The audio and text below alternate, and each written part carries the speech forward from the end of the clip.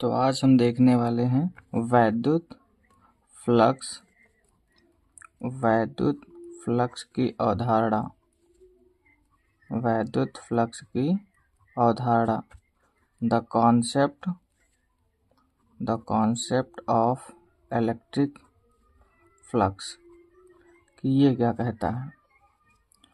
तो ये क्या कहता है, तो हम कहेंगे कि वैद्युत फ्लक्स जो होता है वो क्या है, वैद्युत क्षेत्र का गुण है।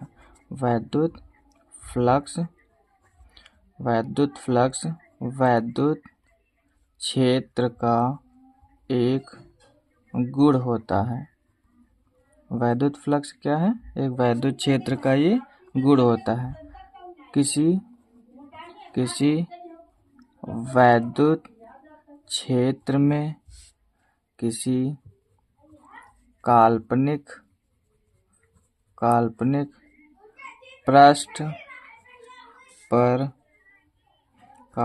पृष्ठ पर वैद्युत फ्लक्स उस पृष्ठ से गुजरने वाली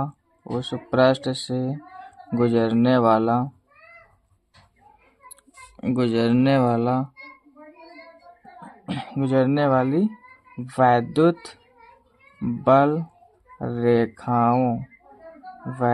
बल रेखाओं की संख्या की माप है। इसे फाई, ऐसे ओ बनाना, बीच से ऐसे डंडा खींच देना, फाई ई से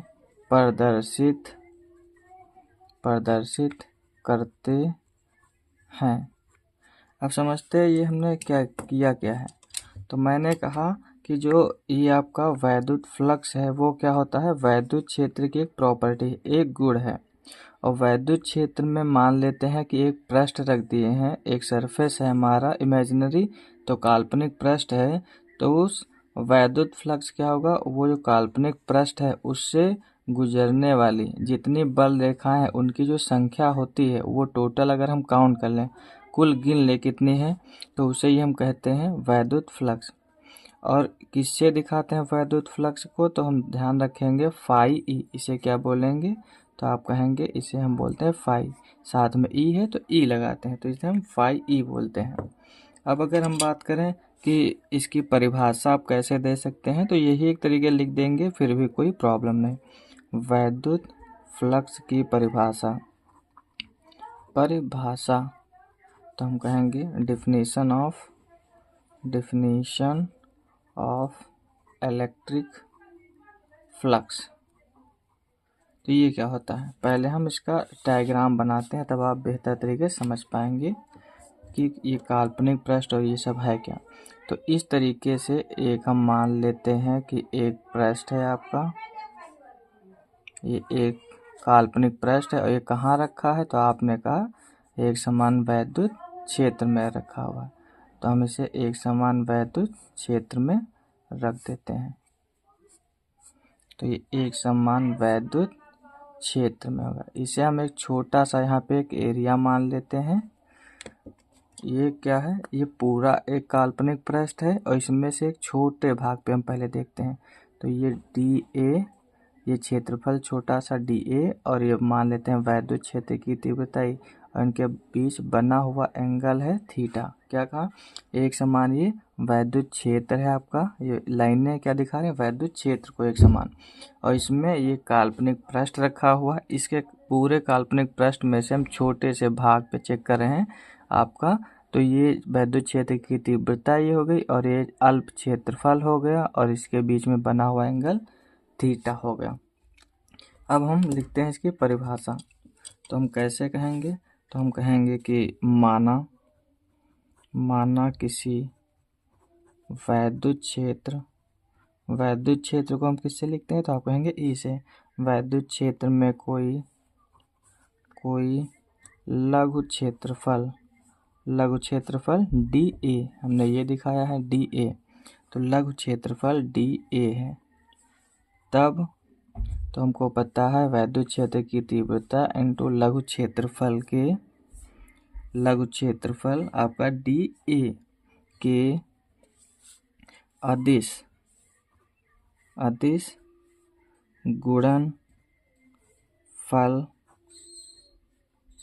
गुणनफल के क्षेत्रफल डी ए से गुजरने वाला वैद्युत फ्लक्स कहलाता है। तो क्या लिखेंगे, डी फाई ई बराबर E vector into D A vector. तो हमने क्या कहा कि मान लेते हैं कि वैद्युत क्षेत्र हमारा ई है, तो वैद्युत क्षेत्र हमने ये मान लिया है कि ये ई हमारा एक वैद्युत क्षेत्र है। तो वैद्युत क्षेत्र है, इसमें कोई एक लघु क्षेत्रफल, ये पूरा नहीं हम बोल रहे हैं, इतना केवल ये लघु क्षेत्रफल डी ए है। तब वैद्युत क्षेत्र की तीव्रता और डी ए के अदिश गुणनफल के जो है क्षेत्रफल डी ए से, पूरे इनका अगर हम गुणा कर दें तो इनका अदिश गुणनफल के केवल डी ए क्षेत्र से, केवल छोटे से क्षेत्र से गुजरने वाला जो वैद्युत फ्लक्स हो कहलाता है, इसे हम कहते हैं वैद्युत फ्लक्स।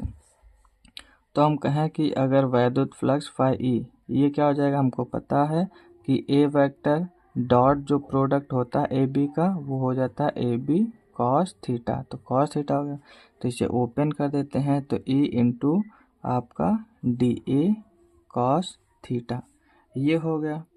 अब अगर हम कहें कि अभी तक तो हमने देखा केवल छोटे से एरिया पे, कितने से एरिया पे, तो आप कहेंगे केवल इतने से एरिया।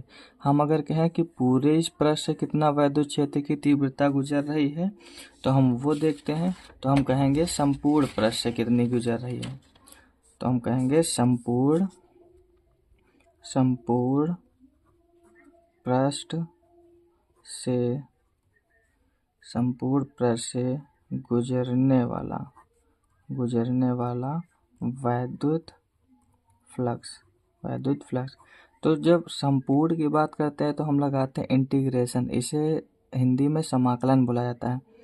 तो ये बंद एक क्षेत्रफल है, तो हम ये क्लोज्ड इसे बोला जाता है, तो बंद लगा दें डी फाई ई, और ये इधर भी लगा देते हैं ई इंटू डी ए और कॉस थीटा।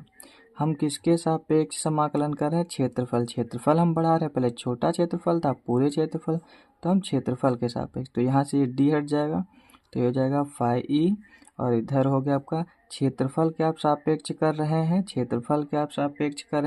तो यहाँ से ये कांस्टेंट माने जाएंगे, तो ये बाहर निकल आएंगे, तो ई इंटू कॉस थीटा क्या बच गया आपका, तो बच गया डी ए, ये दोनों तो निकल आए हैं।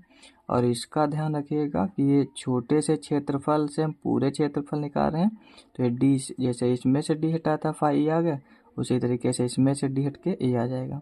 तो हम कहेंगे फाई ई बराबर ई, और ये ए निकल आएगा इसका ए, और एक कॉस थीटा। ये हमें याद रखना है। क्यों याद रखना है, ये बहुत ही काम का है, क्योंकि आगे हम जब गॉस के प्रमेय के अनुप्रयोग लगाएंगे तब हमें ये बहुत ज़्यादा काम आएंगे। अगर आप कहें कि इसका मात्रक या इसकी बीमा क्या होगी, तो वो भी आपको मैं निकाल के बता दूं। तो अगर मात्रक की बात करें तो आप कहेंगे कि वैद्युत क्षेत्र की तीव्रता मात्रक आपने क्या बताया था, तो हम कहेंगे न्यूटन प्रति कूलम। फिर आप कहेंगे कि क्षेत्रफल क्या होता है, तो मीटर स्क्वायर, तो हम कह देंगे क्या हो गया मात्रक, न्यूटन मीटर स्क्वायर प्रति कूलम हो गया। अगर हम कहें बीमीय सूत्र इसका क्या हो जाएगा, तो बीमीय सूत्र की अगर हम बात करें तो आप कहेंगे ये न्यूटन किसका मात्रक है, तो आप कहेंगे बल का, तो बल की होती है m/L/T-2, ये हो गई, और ये हो गई आपकी क्षेत्रफल हो गया L स्क्वायर, और ये नीचे है कूलम मतलब आवेश की AT, तो आप कहेंगे क्या हो गई m, और एक पावर ये, दो पावर एक कितनी हो गई, 3 पावर। टी की अगर बात करें प्लस में ऊपर जाएगा माइनस में, तो एक पावर इसकी, दो पावर इसकी कितनी हो गई, 3, और ये प्लस में है तो ऊपर जाएगा ए इनवर्स हो गया। तो ये इसकी बीमा भी हमने निकाल लिया आसानी से। फिर इसमें हम कहेंगे कि एक पॉइंट ये यहीं पे स्पेस है तो हम यहीं पे लिख देते हैं, तो हम ये बोलेंगे कि नोट में ये भी आपका इम्पॉर्टेंट हो जाता है।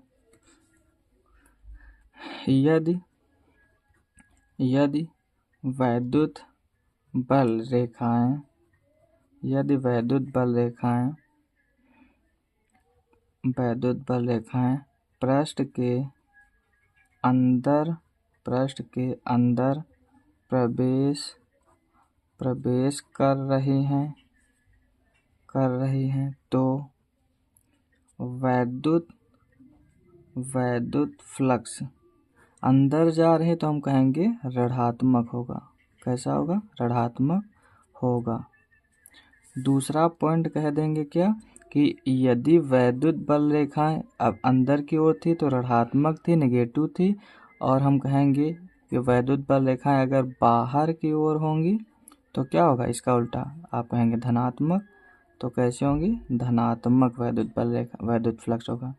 यदि अंदर की ओर वैद्युत बल रेखाएं हैं तो आप कहेंगे ऋणात्मक होंगी, और यदि आप कहें कि वैद्युत बल रेखाएं अगर बाहर की ओर हैं तो अगर बाहर की ओर है वैद्युत बल रेखाएं तो वैद्युत फ्लक्स कैसा होगा? तो आप कहेंगे धनात्मक होगा। ये हमें याद रखना है। अब हम देखते हैं आगे के कॉन्सेप्ट। ये हमें समझना बहुत ही इम्पोर्टेंट हो जाता है। ऐसा क्यों? तो आप कहेंगे जो एप्लीकेशन करेंगे हम गॉस के प्रमेय के उसके लिए। तो ये होते हैं, हम कहेंगे कि आवेश की बात की जाती है तो आवेश घनत्व। तो हम कहेंगे घनत्व के आधार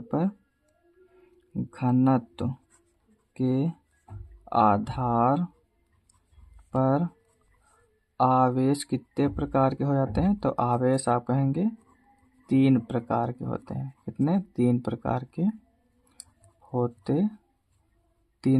होते हैं। नंबर 1 जिसे हम कहते हैं रेखीय आवेश घनत्व, लीनियर डेंसिटी चार्ज। दूसरे की अगर हम बात करें तो आप कहेंगे दूसरा क्या हो जाता है? तो हम कहेंगे आवेश का पृष्ठ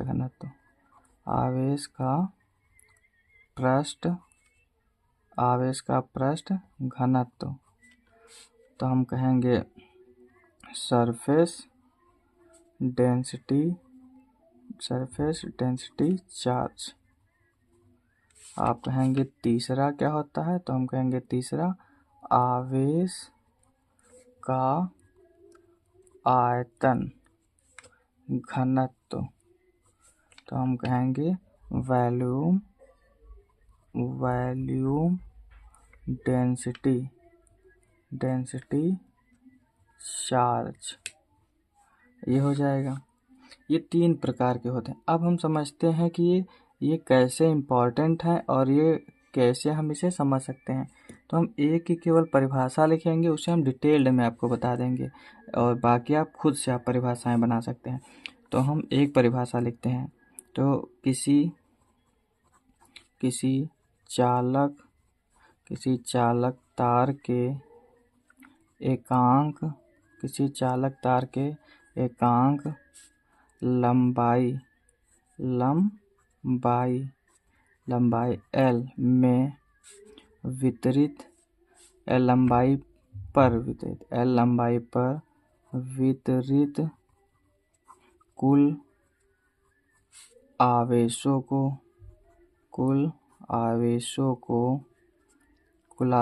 को रेखीय आवेश घनत्व कहते हैं। इसे लैम्डा, ये क्या है? तो आप कहेंगे इसे हम लैम्डा से प्रदर्शित करते हैं। अब समझते हैं। तो ये फार्मूला क्या हो जाएगा? लैम्डा बराबर L/L। अब ये समझते हैं कि ये कैसे हम समझ सकते हैं एक परिभाषा से बाकी सारी परिभाषाएं। तो हम कहेंगे कि ये फार्मूले अगर आपको याद हैं तो आप परिभाषाएं ऐसे चुटकियों में निकाल सकते हैं। कैसे? तो ये लैम्डा बराबर होता है Q/L।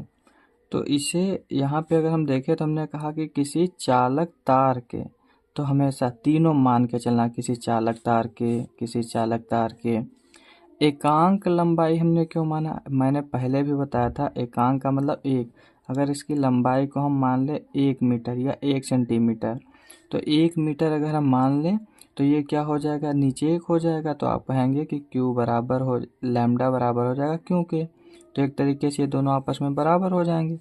तो इसीलिए मैंने कहा कि किसी चालक तार के एकांक लंबाई में, लंबाई को आप एल से प्रदर्शित करते हैं, तो वही हमने एल लिख दिया। तो इसको हम मान लें एकांक लंबाई पर वितरित कुल आवेश। वितरित कुल आवेश मतलब क्यू, क्यू को रेखीय आवेश घनत्व कहते हैं। तो ये अगर 1 हो गया तो ये बराबर होगा।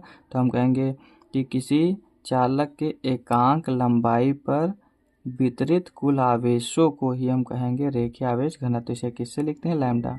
अगर आप कहेंगे कि मात्रक क्या हो जाएगा, तो मात्रक आवेश का मात्रक कूलाम और लंबाई का मात्रक आप कहेंगे मीटर हो जाता है। ये हो जाता है। दूसरे परिभाषा कैसे लिख सकते हैं, दूसरी तरीके से परिभाषा, तो हम कहेंगे कि किसी चालक तार की लंबाई L तथा उस पर वितरित आवेश Q के अनुपात को रेखीय आवेश घनत्व कहते हैं। क्योंकि ये बटे में है तो अपॉन में है, तो हमें पता है ये फ्रैक्शन में है, तो हम कहते हैं किसी चालक की लंबाई L तथा उस पर वितरित आवेश Q के अनुपात को रेखीय आवेश घनत्व कहते हैं। तो आप चाहे ऐसे परिभाषा लिखिए या फिर आप अनुपात में लगा के लिख सकते हैं। फिर अगर हम बात करें कि इसकी परिभाषा क्या हो जाती है, आवेश के पृष्ठ घनत्व की, तो हम सभी परिभाषा ये दो नहीं लिखाएंगे, आप खुद से आप लिख पाएंगे कैसे। तो इसे हम बोलते हैं रो। रो बराबर होता है क्यू अपॉन ए, क्यू अपॉन ए। इसे क्या बोलते हैं, तो हम कहेंगे रो बोला जाता है। इसकी आप परिभाषा कैसे लिखेंगे, तो हम कहेंगे फिर से किसी चालक तार के, अब यहाँ पे किसी चालक तार के एकांक, यहाँ पे L था तो हम लंबाई लिख रहे थे, और यहाँ पे क्या है, क्षेत्रफल इसे बोला जाता है। ये क्या है, आप कहेंगे क्षेत्रफल। तो किसी चालक तार के एकांक क्षेत्रफल, एकांक क्षेत्रफल पर वितरित आवेशों को ही क्या कहेंगे, आवेश का पृष्ठ घनत्व। किसी चालक तार के एकांक क्षेत्रफल पर वितरित आवेशों को ही आपका आवेश का पृष्ठ घनत्व कहते हैं। इसे किससे दर्शाते हैं, तो आप कहेंगे रो से। फिर से सुन लेते हैं। तो किसी चालक तार के एकांक क्षेत्रफल पर वितरित आवेशों को ही हम आवेश का पृष्ठ घनत्व कहते हैं। इसे रो से प्रदर्शित करते हैं। ये फार्मूला लिख देंगे। फिर मात्रक की बात करें तो कहेंगे आवेश का मात्रक कूलाम और क्षेत्रफल का आपका मीटर का स्क्वायर। फिर अगर हम बात करें कि ये क्या हो जाता है, आवेश का आयतन घनत्व, तो हम कहेंगे कि आवेश के आयतन घनत्व को हम रो से लिखते हैं। इससे ये सिग्मा ये होता है, सॉरी मिस्टेक से ध्यान नहीं दिया। तो ये सिग्मा, इसे क्या बोलते हैं, आप कहेंगे सिग्मा बोला जाता है, और इसे हम लोग रो बोलते हैं। ये रो होता है। तो रो बराबर आपका क्यू अपॉन आयतन, आयतन v। अगर आप सही से ध्यान से आप देखेंगे तो रेखीय मतलब रेखा, तो आप लंबाई से, इसका मतलब लंबाई का इसमें यूज करने वाले हैं। फिर अगर आप कहेंगे पृष्ठ घनत्व का पृष्ठ का मतलब है क्षेत्रफल, तो क्षेत्रफल। फिर आप कहेंगे आयतन, तो आप कहेंगे v। इसे ये v क्या है, इसे आप आयतन वॉल्यूम बोलते हैं। तो ये आप अगर क्वेश्चन ही देखें तो आप आंसर बता सकते हैं ऐसे ही। तो फिर से हम कैसे कहेंगे, किसी चालक के एकांक, और इस बार क्या है, ये आयतन है। तो किसी चालक के एकांक आयतन पर वितरित आवेशों को ही आवेश का आयतन घनत्व कहते हैं। तो किसी चालक के एकांक आयतन पर वितरित आवेशों को ही आवेश का आयतन घनत्व कहते हैं। इसे किससे प्रदर्शित करते हैं, तो हम कहेंगे इसे रो से प्रदर्शित करते हैं। अगर हम इसके मात्रक की बात करें तो आप कहेंगे कि आवेश का मात्रक आप कहेंगे कूलाम। फिर अगर हम वॉल्यूम आयतन का, तो लंबाई गुणे चौड़ाई गुणे ऊंचाई, तो आप कहेंगे metre metre metre square metre का क्यूब, तो आपका कूलाम प्रति मीटर क्यूब। तो ये हो जाती हैं इनकी परिभाषाएं। अब हम समझ लेते हैं। तो ये समझ लिया जब हमने बेहतर तरीके से, तो अब हमें समझना होगा क्या, तो हम कहेंगे कि गॉस की जो प्रमेय हो जाती है उसे हम समझ लेते हैं कि गॉस की प्रमेय क्या कहती है। तो गॉस की हम प्रमेय समझते हैं। तो गॉस की प्रमेय, ये बहुत पूछा जाता है आपसे। तो हम सीखने वाले क्या हैं, गॉस की प्रमेय। गॉस की प्रमेय, गॉस की प्रमेय, गॉस थ्योरम, ये क्या होती है। तो हम कहेंगे कि इस प्रमेय के अनुसार किसी बंद पृष्ठ से गुजरने वाला वैद्युत फ्लक्स, हमने क्या कहा कि किसी बंद पृष्ठ से गुजरने वाला वैद्युत फ्लक्स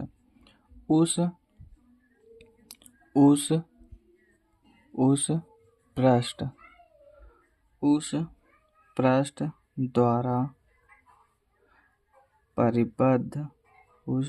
पृष्ठ द्वारा परिबद्ध कुल आवेश, तो आवेश को हम किससे लिखते हैं, क्यू, तो कुल आवेश क्यू का 1/ε0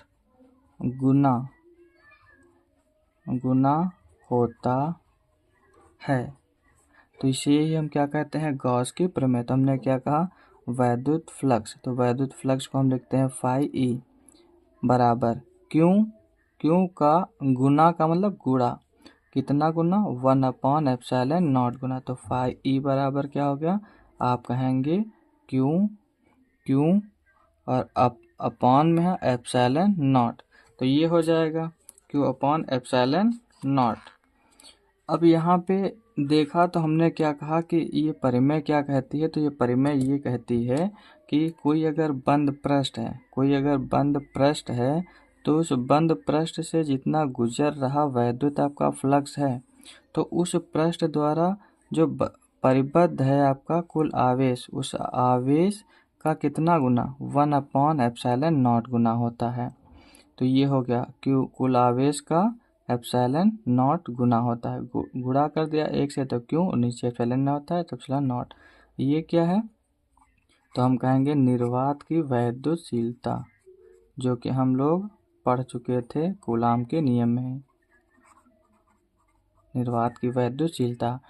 तो आप दूसरी भी परिभाषा बना सकते हैं। तो मैंने कहा कि आप एक बुक वाली और एक जैसे मैं बता रहा हूँ आप वैसे भी बना सकते हैं, सीख लीजिए, जिससे सारे आप आसानी से आप बना सकते हैं, याद रहे या ना रहे, फार्मूला याद होना चाहिए। तो हम कहेंगे कि किसी बंद पृष्ठ से गुजरने वाला वैद्युत फ्लक्स उस पृष्ठ पर वितरित कुल आवेश तथा निर्वात की वैद्युतशीलता के अनुपात को वैद्युत फ्लक्स कहते हैं। आप ऐसे भी याद कर लीजिए, या ऐसे ही याद रखिए कि किसी बंद पृष्ठ से गुजरने वाला जो वैद्युत फ्लक्स है उस पृष्ठ पर द्वारा जो परिबद्ध कुल आवेश है उसका कितना गुना, 1/ε0 गुना होता है। ये हो जाती है इसकी आपकी परिभाषा। अब हम इसकी देखते हैं कि प्रूविंग करते हैं, इसे हम प्रूव करते हैं कि इसकी उत्पत्ति कैसे होती है, वो भी हम देख लेते हैं। तो हमने क्या कहा था कि ये कैसा पृष्ठ है आपका, तो आप कहेंगे कि ये एक बंद पृष्ठ हमने बात किया था। कैसा हमने पृष्ठ बताया, तो आप कहेंगे बंद पृष्ठ। तो ये कुछ इस तरीके से बंद पृष्ठ हो गया। अब इसमें और मान लेते हैं कि इसका एक बिंदु है O है, और ये एक छोटा सा क्षेत्रफल यहाँ पे हम ले लेते हैं, ये छोटा सा क्षेत्रफल आपका होगा, और यहाँ के बीच की दूरी कितनी है, तो हम कह देंगे कि यहाँ से R दूरी पर है, और ये पॉइंट हम मान लेते हैं कि P है, और आवेश है तो वैद्युत क्षेत्र की तीव्रता होगी, और ये हमने जो छोटा सा एक क्षेत्रफल माना है DA, और इनके बीच में जो बना हुआ एंगल होगा वो थीटा होगा। तो ये हो गया, और ये जो आवेश यहाँ पे O बिंदु पर एक हमने आवेश रख दिया। तो ये क्या है, बंद पृष्ठ है, और बंद पृष्ठ के अंदर एक आवेश रखा हुआ है क्यों, और इससे R दूरी पर एक बिंदु P है, ये आपका P, और वैद्युत क्षेत्र की तीव्रता E हो गई, और छोटे से क्षेत्रफल के लिए हमने मान लिया DA, ये छोटा सा एक क्षेत्रफल हो गया। तो ये हमने समझ लिया। और इसके बीच में हम दिखा देते हैं आपका ये घन कोण डी ओमेगा, इसे क्या बोलते हैं घन कोण। ये कैसे आप समझ सकते हैं, तो जैसे आपने खाया होगा मान लेते हैं आइसक्रीम वो कोन वाली, तो जो नीचे का सिरा होता है उसे हम बोलते हैं ये घन कोण। या तरबूज का एक छोटा सा टुकड़ा चेक करने के लिए वो काटता है, तो नीचे का वो भाग, तो वो क्या है आपका घन कोण। इसका मात्रक स्टेरेडियन होता है, ये हमें याद रखना है। तो हम कहेंगे कि उत्पत्ति प्रूविंग हम दिखा देते हैं, तो हम कहेंगे उत्पत्ति, प्रूव करके भी हम दिखा देते हैं, क्योंकि प्रूविंग उत्पत्ति जरूर पूछता है, एक परिभाषा और इसकी उत्पत्ति। तो हम कहेंगे कि माना कि एक बिंदु आवेश, माना कि एक बिंदु आवेश प्लस क्यू एक बंद पृष्ठ के अंदर, बंद पृष्ठ के अंदर ओ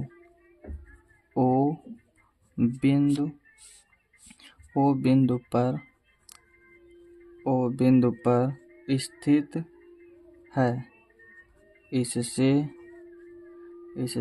r दूरी पर कोई बिंदु P है जहां वैद्युत क्षेत्र की तीव्रता E और अल्प क्षेत्रफल dA के बीच का कोण कितना है, थीटा है। तो हमने क्या लिखा, ये सब वही मैंने लिखा जो मैंने डायग्राम में आपको ये बनाया है। आप देखें तो आप देखेंगे क्या कि यहाँ पे हमने कहा कि एक बिंदु आवेश है आपका प्लस क्यू, तो हमने प्लस क्यू आपको दिखा भी दिया है कि ये प्लस आपका ये यहाँ पे प्लस क्यू है। और बंद पृष्ठ के अंदर एक ओ है, तो ये बंद पृष्ठ हो गया, इसमें ओ है, तो ओ पर स्थित है। इससे r दूरी पर एक बिंदु हमने पी लिया है, यहाँ से r दूरी पे एक बिंदु ये पी लिया है, पी है। और जहाँ पे क्या हम देख रहे हैं कि वैद्युत क्षेत्र की तीव्रता और क्षेत्रफल के बीच में बना हुआ कोण क्या है, थीटा है। तो ये हमने ये भी दिखा दिया। तो हम कहेंगे कि अल्प क्षेत्र मतलब DA से गुजरने वाला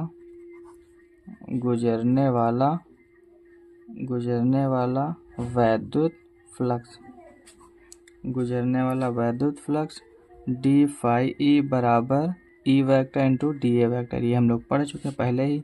तो d फाई E बराबर E इंटू DA और cos थीटा इधर दिखा देंगे कि हमको पता है A into B vector dot product क्या होता है AB cos थीटा, ये हमने पढ़ा। तो हम कहेंगे क्या कि चूँकि हमें पता क्या है, तो हम कहेंगे वैद्युत क्षेत्र की तीव्रता बिंदु आवेश के लिए हम लोगों ने पढ़ा था 1/4πε0 Q/r², ये हमने पढ़ा था। तो हम क्या कर सकते हैं, तो हम कहेंगे कि हम इसमें रख सकते हैं, ई की जगह पे रख सकते हैं, तो हम रख देते हैं। ये ऊपर क्यू है तो क्यू, नीचे है 4πε0 और आपका ये r है तो r भी लगा देते हैं नीचे r², और ये कितना बचा, e की जगह हमने लिखा q और 4πε0 r है तो r², इधर कितना बचा, तो आप कहेंगे DA cos थीटा आप कहेंगे बच्चा है। तो ये हमने दिखा दिया।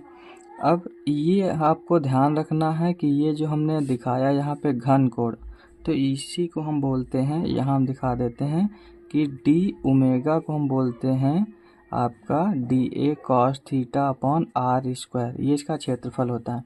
अगर आप फर्स्ट ईयर में ध्यान दिए होंगे तो हम लोगों ने सीखा है कि जो ये होता है घन कोण, वो होता है आपका क्षेत्रफल बटे आपका r², ये DA अपॉन r² होता है। एंगल होगा तो आपका कॉस लग जाता है, तो इसलिए इसकी जगह पे हमने रिप्लेस कर दिया d ओमेगा को। तो d फाई E बराबर Q/4πε0 और ये क्या हो गया आपका d ओमेगा इस जगह पे। अभी ये हमने देखा अल्प क्षेत्रफल के लिए, फिर हम कहें ये छोटे से क्षेत्रफल हमने केवल निकाला, लेकिन हम कहें कि पूरे अगर पृष्ठ पे हम चेक करें तो हम क्या कहेंगे कि संपूर्ण पृष्ठ से गुजरने वाला वैद्युत फ्लक्स।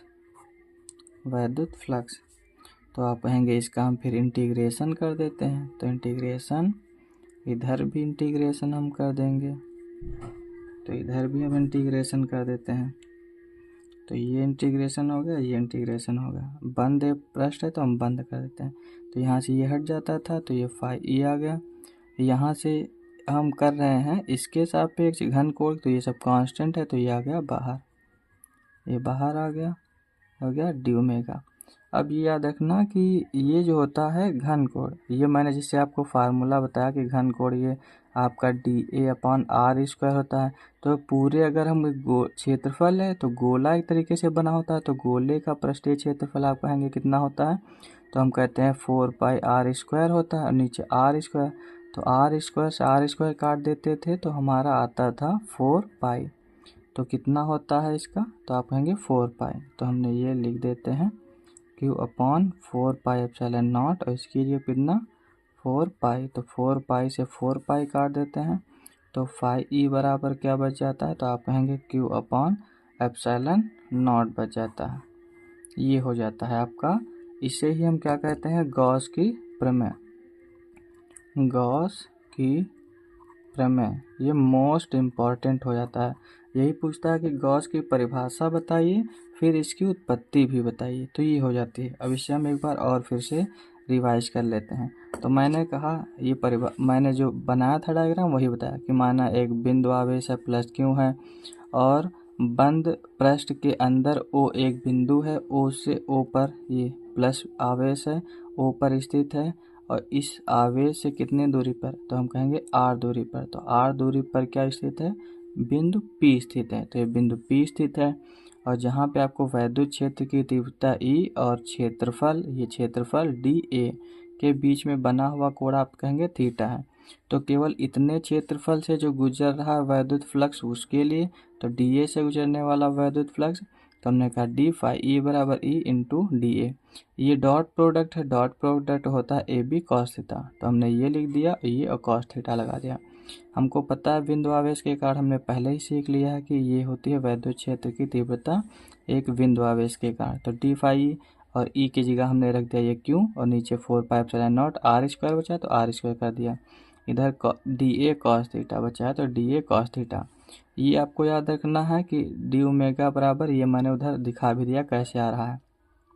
तो इसकी जगह पर d A cos theta upon r square की जगह ये होता है घन कोण आपका डी ओमेगा। घन कोण कैसे, क्योंकि ये क्षेत्रफल हो गया डी ए और एंगल बना हुआ थीटा, यहाँ से दूरी इससे कितनी है, तो आप कहेंगे आर है, तो आर स्क्वायर ही हो गया, तो डी ओमेगा हमने रख दिया। ये अगर कहता कि केवल अल्प के लिए निकालो कि कितना आपका वैद्युत फ्लक्स, तो ये निकला था ये आपका, लेकिन इस हम लोग निकालते हैं पूरे पृष्ठ पे, तो हम पूरे पृष्ठ तो कहेंगे संपूर्ण पृष्ठ से गुजरने वाला वैद्युत फ्लक्स, तो इसका हम समाकलन कर देते हैं। बंद पृष्ठ है इसलिए हम क्लोज्ड इंटीग्रेशन बोलते हैं इसे, तो बंद समाकलन, तो इधर भी लगा दिया, ये डी हट जाएगा तो ये फाई ई आ गया। यहाँ से ये कांस्टेंट है, ये सब कांस्टेंट है क्योंकि घन हम इसके सापेक्ष कर रहे हैं समाकलन, तो ये सब बाहर आ गया, डी ओमेगा बच गया। डी ओमेगा क्या होता है, तो ये हम लोगों ने पढ़ा था कि घन कोण की परिभाषा कि ये जितना ये क्षेत्रफल कवर करता है उस दूरी के स्क्वायर के अनुपात के बराबर होता है, के अनुपात इसके बराबर होता है। तो ये क्षेत्रफल संपूर्ण पृष्ठ के लिए गोले की तरह कार्य करता है, गोले का पृष्ठीय क्षेत्रफल 4 पाई आर स्क्वायर होता है। आर स्क्वायर से आर स्क्वायर काट दिए और ये हो गया 4 पाई। तो सिंपल सा ये आप यहाँ बस यही याद रखिएगा कि डी ओमेगा बराबर होता है 4 पाई के, बस यही। और वो तो मैंने दिखाया कहाँ से आ रहा है ये, तो ये हमने निकाला, तो डी ओमेगा की जगह आ जाएगा 4 पाई, 4 पाई काट दिया, तो क्या बच गया फाई ई बराबर क्यू अपॉन एप्सिलॉन नॉट। यही हमने देखा था अभी क्या, गॉस की प्रमेय, यही तो हमने निकाला था गॉस की प्रमेय। तो आप कहेंगे हाँ यही हमने निकाला था, ये अभी आपको दिखा भी देते हैं कि कहाँ पे आई थी ये।